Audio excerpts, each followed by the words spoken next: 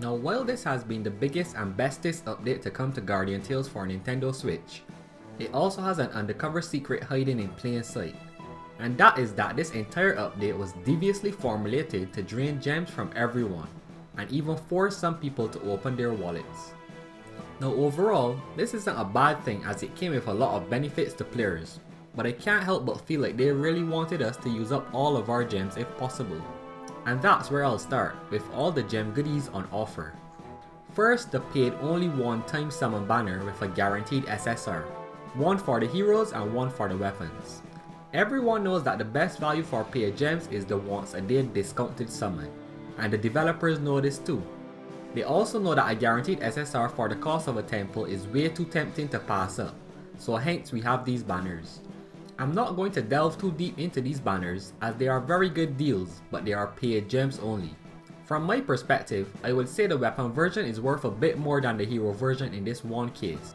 Because the golden rule is to pull for heroes and mileage weapons, if you have a shot at a guarantee, and you have to choose between the two, I would go for the weapon banner since over time, you should have a surplus of heroes. Moving on to the other gem sync the update brought, and it is what I like to call the pop-up gem shop. It's a special shop where you can spend any type of gem, free or paid, to get various items. Now if you can't afford anything else from this shop, get the coffee machine each and every day. After that, I would say the priority should be the lucky pouch and then the legendary awakening stones. If you still have gems burning a hole in your pocket, grab the hero crystals and the magic medals.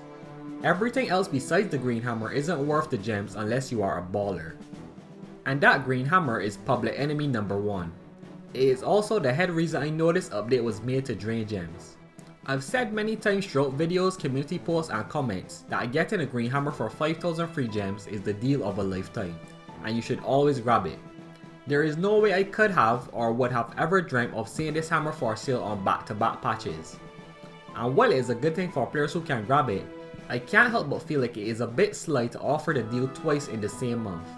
Not to mention that it is at the same time Future Princess enters the game, the most anticipated character the game will probably ever have. To have two paid gem only banners, the pop-up gem shop, the Future Princess banner, and back-to-back 5k gem purchasable green hammers leaves no doubt in my mind that the developers planned this on purpose. And despite how I'm talking about it, it's nothing to get upset about as the update brought with it an abundance of free gems. I'll circle back to this point coming on to the end, but I want to quickly go over two more important things that came with the update. The first is the training room. Now the training room kind of explains itself, but if you are a bit confused, let me break it down for you. The training room is a place to artificially power up any character of your choosing. I say artificial because the power only lasts as long as they are in the training room. If you remove them, there is a 24-hour waiting period before you can place another hero in the slot. This wait period can be bypassed by paying gems, something people who raid at a high level tend to do. In its most basic form, the training room will max out the evolution grade of your character, meaning if you put a 2-star in the hero slot, they will automatically be boosted to their 5-star version and be raised to the level cap. To unlock the next upgrade for the hero slot in the training room, you need to have one SSR hero fully awakened, meaning you have unlocked all the awakening nodes.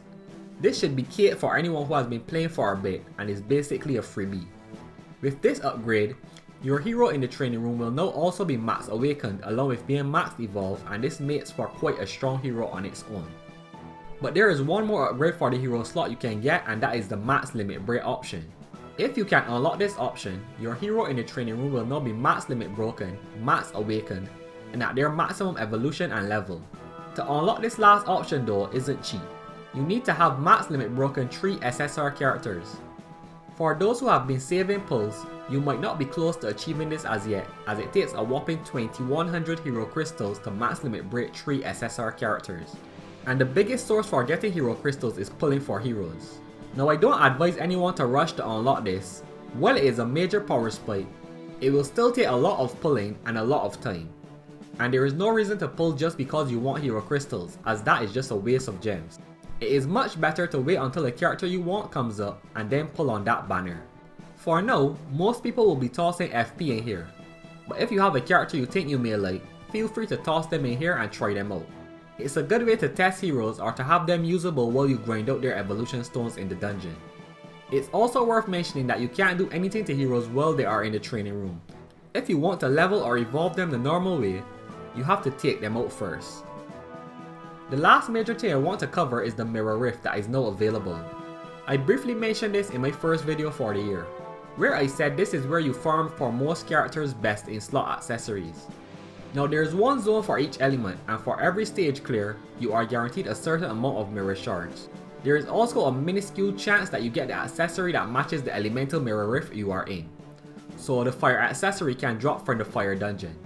Realistically though, you will be saving your mirror shards to use in the shop to buy the accessories you desire.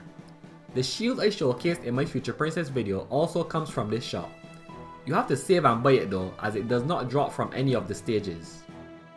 Now the last thing I want to talk about before I end the video is how to get gems.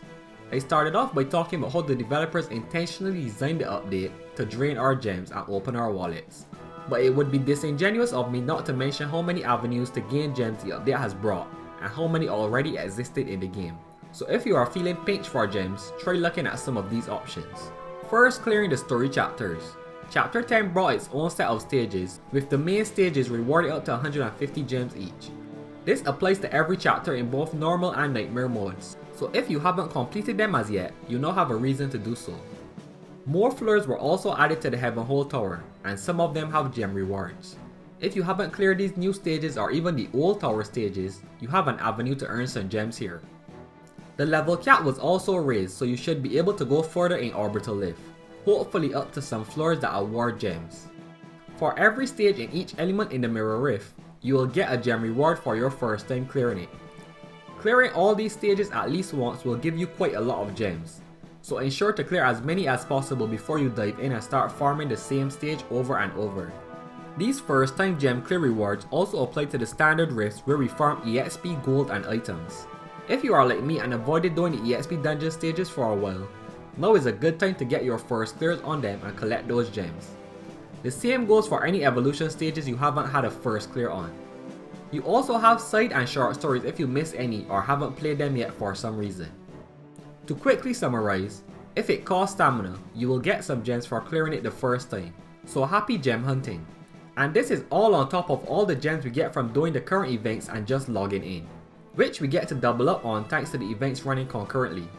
If you are hurting for gems, I suggest you put a pause on whatever you are farming and aim to first clear some stages you haven't played as yet. You will be surprised how many gems you can come up with on short notice. Spread your coffee out and get those first clears. And that's it for my coverage on the World 10 update. Feel free to check out my Future Princess video if you want to hear my thoughts on her, and until next time, my name is Quickjump and you can look forward to more Guardian Tales videos in the future.